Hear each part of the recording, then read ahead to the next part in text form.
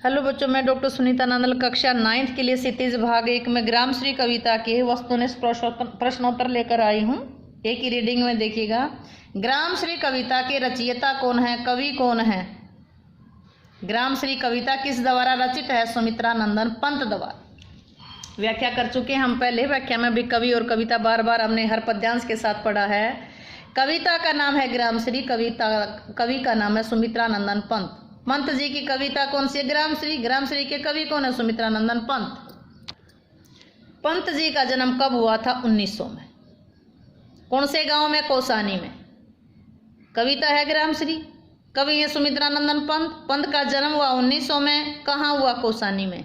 किसके आह्वान पर पंत जी ने कॉलेज की पढ़ाई छोड़ दी थी? महात्मा गांधी के आह्वान पर, उनके बुलाने पर पंत जी ने कॉलेज की पढ़ाई छोड़ दी थी। पंत जी किस काव्यधारा के कवि के रूप में प्रसिद्ध रहे? छायावादी धारा के। कैसे कवि थे ये? छायावादी कवि कौन था? पंत। पंत का पूरा नाम क्या है? सुमित्रा नंदन पंत। कविता कौन सी है इनकी? ग्रामश्री। ग्रामश्री कविता किसकी है? सुमित्रा नंदन पंत की। इनका जन्म कब हुआ? 1900 में। कहाँ हुआ? कौसानी में। किसके आह्वान पर पंत जी ने पढ़ाई छोड़ दी थी? महात्मा गांधी के। किस काव्यधारा के कवि थे? छायावादी। इनकी मृत्यु कब हुई? 1977 में। जन्म कब हुआ? 1900 में। किसका जन्म हुआ? सुमित्रा नंदन पंत जी का। कविता कौन सी है? ग्रामश्री।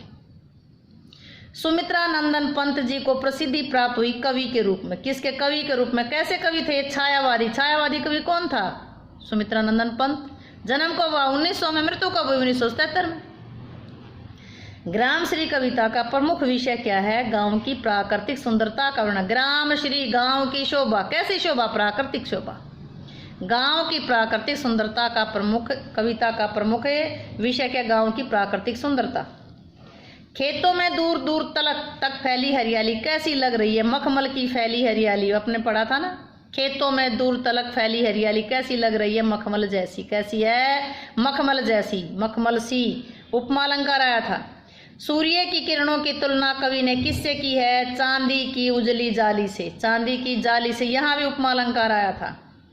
हरियाली की तुलना किससे की गई है? मखमल से की गई है। और सूर्य की किरणों की तुलना किससे की गई है? चांदी की जाली से की है। कवि को हरे हरे तिनकों पर क्या झलकता प्रतीत हो रहा है? हरे रंग का रक्त। रक्त का मतलब है खून। कवि को हरे हरे तिनकों पर क्या झलकता प्रतीत हो रहा है? हरे रंग का रक्त। सूर्य की किरणें किस पर सुशोभित हो रही हैं? सूर्य की किरणें मखमली हरियाली पर सुशोभित हो रही है। किस पर सुशोभित हो रही हैं? मखमली हरियाली पर। कविता कौन सी चल रही है? ग्रामश्री। इसके कवि कौन है? सुमित्रा नंदन पंत। इनको प्रसिद्धि किस रूप में मिली? कवि के रूप में। कैसे कवि थे ये? छायावादी कवि थे। जन्म कब हुआ? 1900 में। मृत्यु कब हुई? 1977 में। तो ग्रामश्री कविता का प्रमुख विषय क्या है? गांव की प्राकृतिक सुंदरता। कवि ने क्या देखकर धरती को रोमांचित सी कहा? जौ और गेहूं की बाली देखकर। क्या देख करके? जौ और गेहूं की बाली देखकर। कवि ने किसे सोने की किंकिनियां कहा है? सनई और अरहर की फलियों को। सनई और अरहर की फलियों को क्या कहा है? सोने की किंकिनियां कहा है। कवि के अनुसार तैलाक्त तेल से युक्त गंध किस पौधे से आती है? तेल किससे निकलता है? कौन सा पौधा है? किसका जिक्र था इसमें? कविता में बाहर का जिक्र नहीं है। किससे? गेहूं से नहीं निकलता, अरहर से नहीं निकलता, तीसी से नहीं निकलता। किससे था? सरसों से निकल रहा था। वसुधा। वसुधा क्या है? धन धारण करना। वसुधा धरती होती है और धरती क्या करती है? धन धारण करना। यहाँ वसुधा का अर्थ क्या है? धन धारण करना। पीली पीली 2 बार आया है। कौन सा अलंकार आया? पुनरुक्ति। बहुत बार आया था कविता में। उड़ उड़ आया था, रंग रंग आया था, हरे हरे आया था, पीली पीली आया था। तो कौन सा अलंकार है यहाँ पर? है पुनरुक्ति। प्रकाश। प्रकाश लिख, पुनरुक्ति लिखना। देखो, पुनरुक्ति प्रकाश।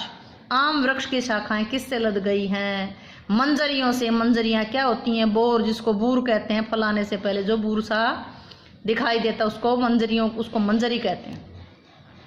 बसंत ऋतु आने पर कौन मतवाली हो उठती है? कौन थे? आया था कविता में। कूक उठी कोयल मतवाली। तो कौन मतवाली हो उठी? कोयल।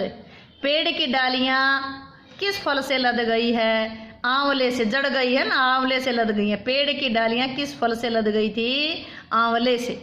उम्मीद है कि आपको ये क्वेश्चन अच्छे से क्लियर हुए होंगे। क्लियर हुए हों तो वीडियो को लाइक करें, शेयर करें, चैनल को सब्सक्राइब करना ना भूलें।